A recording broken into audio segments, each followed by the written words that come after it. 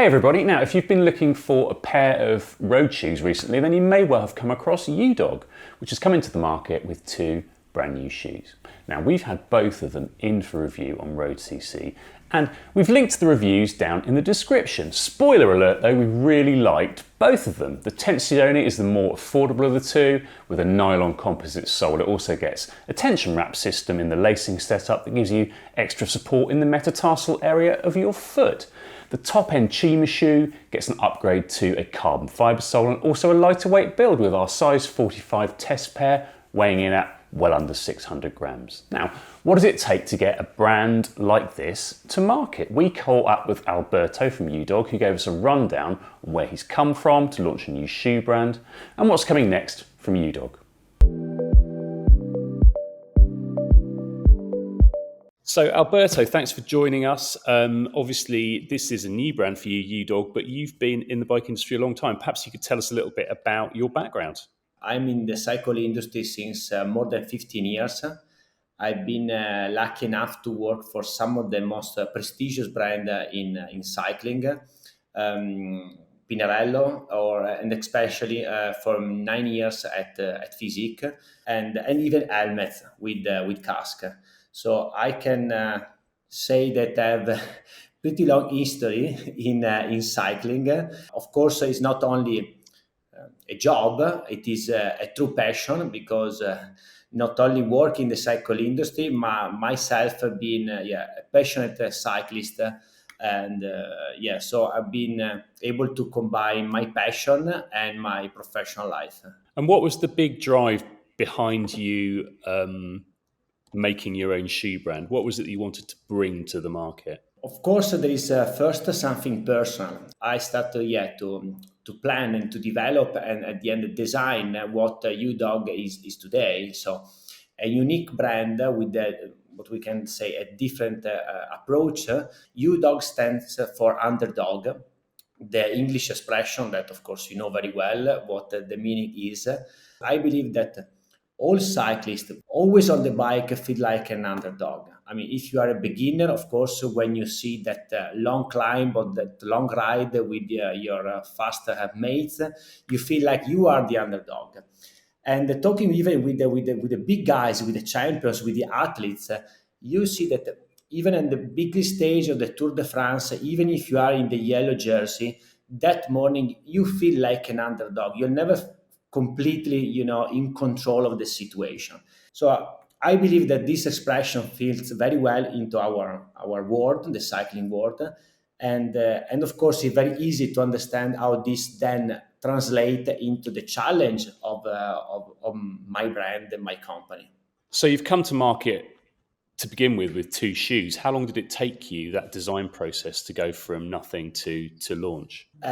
Shoes seems to be a simple product, but by experience, I can tell you that it's not that easy to design and to develop and to test. So usually a product like the shoe takes 2 years or more to be developed from scratch to the final product in production. Being a startup and being a new brand, we didn't have 2 years of time to develop and design this, but we have been, of course, lucky with what is the expertise and the capability within UDOG to develop this product only in less than 18 months to be designed, developed, and tested. We have a new brand with a lot of history and with a lot of expertise. So we really leverage that value that we have in our company to be very quick on the time to market. In terms of technology, we've seen a bit of a move in the past few years back to lacers from dials and Velcro closures, and you're a part of that journey now as well. So what made you choose lacers on your shoes for launch? Good question. We want our shoes to be, first of all, comfortable, and second, to be in terms of style and design different compared to the market. Laces can guarantee a level of comfort that is unparalleled compared to dials and velcros or ratchet like we had, buckles like we had in the past.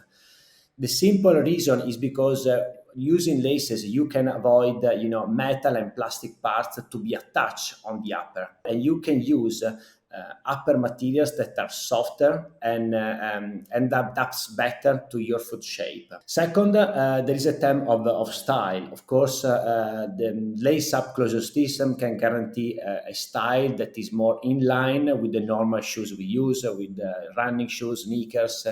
In terms of performance, you can have a performance that is very similar to other closure system. First of all, it is lighter. The shoe overall is lighter, and second, you have so many contact points, something like 18 holes, and each holes can dial the pressure on the upper, and this can guarantee you a perfect shoe that fit like a glove. And in terms of the upper, it's quite a unique design that you've got for the upper. Tell us about what you're using, what materials you're using in those shoes. Having the decision to use a lace-up construction, we have seen the challenge to not look like heritage shoes or not look like an historical shoe. So what we wanted to bring in the market is the same technology you have in the top soccer boots or running shoes. In Cima shoes, we use what is today the ultimate frontier of the cycling shoe upper materials, that is the knit. The standard in cycling is a synthetic leather. That, of course, it is not breathable and it is quite stiff as a material.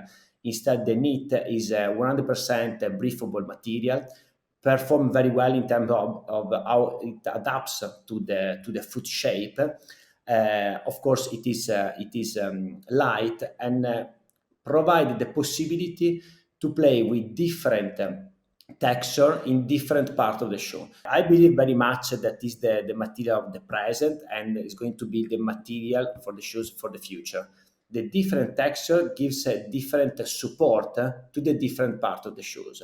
So, for example, it's easy to understand that in the forefront, in the two box area, we use a texture that guarantee high breathability and high comfort.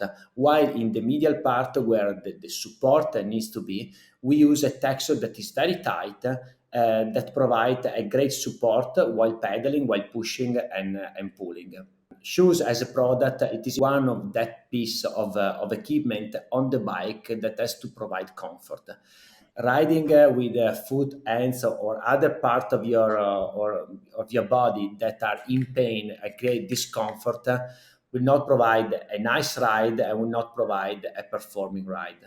And what's next for UDOG? I mean, you've brought out two shoes to begin with. We've tested them both on road.cc. They've both done really well, very comfortable, good performance from them. Are you going to expand that range into more shoes or different areas of cycling? The answer is yes. We are already under development with two new shoes, one again on road and one in a different category. There is a lot of space and we have a lot of creativity and a lot of challenging within our company. So we really wanted to challenge this market and provide more shoes for different customers and for different fits and of course also for different feeling, aesthetics and styles.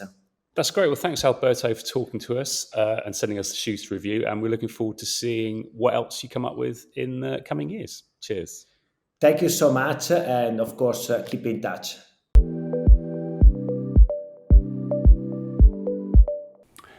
So there you go, all you need is masses of experience and a desire to make something a little different. Don't forget, you can read the full reviews of the two UDOG shoes on road.cc. There's a link to both of them in the description below, and let us know what you think.